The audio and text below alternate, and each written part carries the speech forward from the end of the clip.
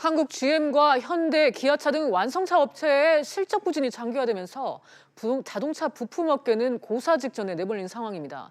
이대로 시장에서 도태되면 당장 대량 실직 등 관련 여파도 문제지만 자칫 자동차 산업 생태계도 무너질 수 있다는 우려가 나오고 있습니다. 관련해서 이종훈 시사평론가와 얘기 나눠보도록 하겠습니다. 평론가님 어서 오세요. 네, 안녕하세요. 네, 부품업계 얘기부터 해봐야 될 것 같습니다. 올 들어서 이제 현대차 1차 협력사인 리한이 워크아웃을 신청을 했고, 그다음에 다이나맥 그리고 금문산업 등 굵직한 부품사들 연이어서 쓰러졌고요. 이외에 상당수 부품사들도 적자의 늪에 빠져 있는 걸로 알고 있는데 네. 전반적인 상황을 지금 어떻게 봐야 할까요? 뭐 조금 전에 이제 기자 리포트에서도 이야기를 했습니다만 지금 완성차 업체의 수출이 지금 계속 전반적으로 줄어드는 추세에 있고 지난번에 이제 개별 소비세 인하해서 8월달에 반짝 사실은 약간 성장세를 보이긴 했는데 지난달에 지금 수출만 하더라도 18.4%나 줄어든 것으로 이렇게 나오고 있거든요.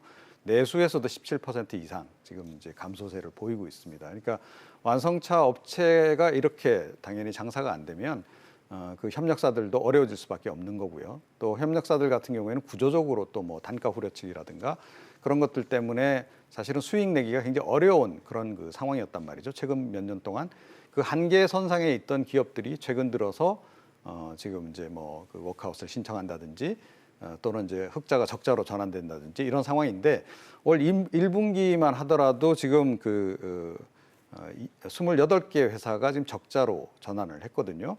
기존에 14개 정도가 적자 상태였는데 상장사 기준으로 얘기를 드리면 1차 협력사 가운데서 지금 무려 지금 42개사가 영업 적자로 전환된 그런 그 상황이다. 거의 절반 정도 되지 않습니까? 네. 자, 그리고 이게 그나마 상장한 그 1차 협력사가 그렇고 그 밑단에 있는 뭐 2차, 3차 협력사들 경우에는 훨씬 더 고통을 지금 겪고 있다. 이렇게 봐야 되겠죠. 네. 네. 지금 이제 대형 중견 부품사들을 위주로 얘기를 했는데 말씀하신 대로 이제 규모가 더 작은 2차, 3차 협력사의 경우는 지금 실태 파악이 제대로 되고 있지 않잖아요. 예, 그렇습니다. 근데 대략 이제 뭐 1차 협력사가 한 850개 정도, 그다음에 이제 2차 협력사가 5,000개, 3차 협력사가 3,000개 이렇게 알려져 있는데 3차 협력사 밑으로도 사실은 또 있거든요. 그렇게 지금 사실은 다 이렇게 계산을 해보면 훨씬 더 많은 숫자가 있고 그리고 고용의 측면에서 보자면 사실은 이들 그 협력사들에서 고용한 인원이 훨씬 더 많다는 겁니다.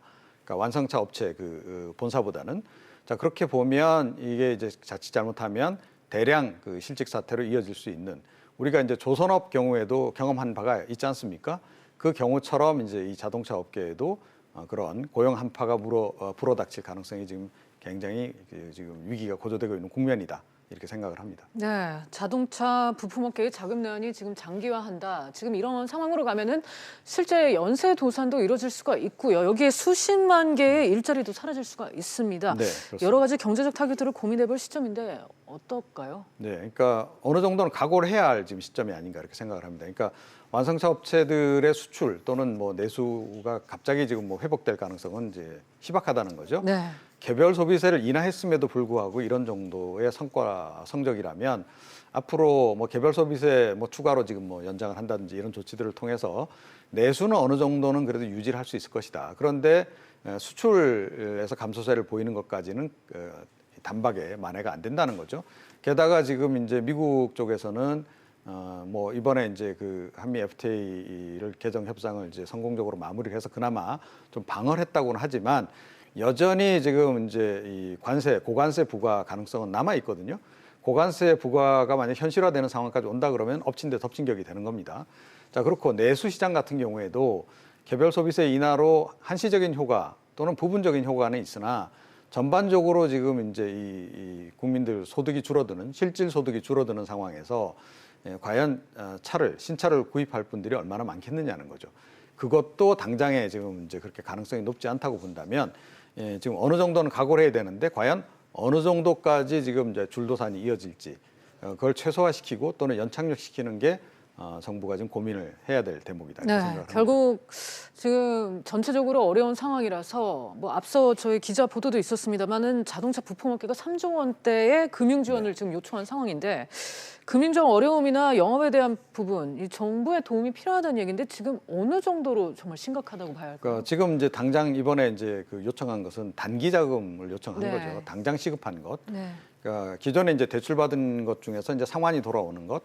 그 부분이 가장 많긴 합니다. 뭐 1조 7천억 정도 뭐 이렇게 얘기가 나오던데 그런데 이제 이것만이 전부는 아니다라는 거죠. 네.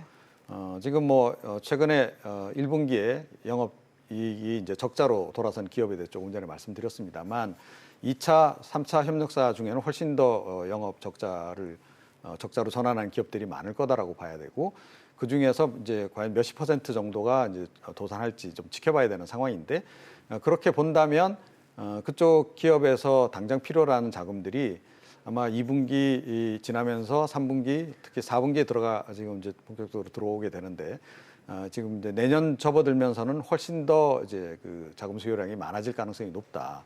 자, 그런데 그거를 다 그러면 이제 정부나 또는 은행 쪽에서 감당을 해낼 수 있겠는가? 또 감당하는 것이 바람직한가? 이 부분도 생각을 해봐야 되거든요. 그러니까 전반적으로 당장 이제 뭐 수출 경쟁력이 회복된다거나 또는 내수 시장이 회복될 기미가 안 보인다면 어느 정도 차라리 감소를 하는 편이 낫지 이거를 뭐 세금으로 지원한다든지 또는 뭐 결국은 세금이 될 텐데 공적 자금을 투입을 해서 하는 것이 과연 효과가 얼마나 있겠는가 궁극적으로 그런 부분을 이제 함께 고민을 해야 되는 그런 그 상황에까지 왔다 이렇게 생각을 합니다. 네, 정부가 이제 곧 산업부 등 관계부처 협의를 거쳐서 종합대책 계획을 내놓을 텐데요. 어떤 현실적인 방안이 나올 수 있을까요? 글쎄요, 이제 뭐 금융 지원 방안이 일단 가장 이제 뭐 주가 되지 않을까 이렇게 생각을 합니다. 네. 그거 말고는 지금 할 수 있는 방법이 별로 없기 때문에 이제 그렇다. 그리고 그와 더불어서 이제 개별 소비세 인하 이제 연말까지 일단은 인하를 해놓은 상태인데 내년에도 이제 추가로 이걸 연장할 것인지 여부를 이제 고민하지 않을까 이렇게 생각합니다. 그런데 제가 보기에는 뭐 불가피하게 연기를 하지 않으면 안 될 것이다 생각을 하고 이번에 그 업계에서 요청한 3조 정도는 아마 은행권이라든가 또 뭐 은행도 결국 우리나라는 뭐 사실상의 국책은행들이 많기 때문에 정부가 어찌됐건 관여를 많이 하게 되는데 정부가 이 대출 지원 같은 것들은 어느 정도는 허용할 가능성이 좀 현재로서는 가장 높다 이렇게 생각을 합니다. 그리고 함께 지금 유류세 인하 방안이 지금 이제 논의가 되고 있는데 유류세 인하도 이제 어찌됐건 이 부분과 함께 연동해서 지금 이제 인하폭을 결정할 가능성이 높지 않나 이렇게 생각합니다. 네. 실효성 있는 대책 마련이 나오기를 좀 기대해 보겠습니다. 지금까지 이종훈 시사평론가와 얘기 나눴습니다. 오늘 말씀 감사합니다.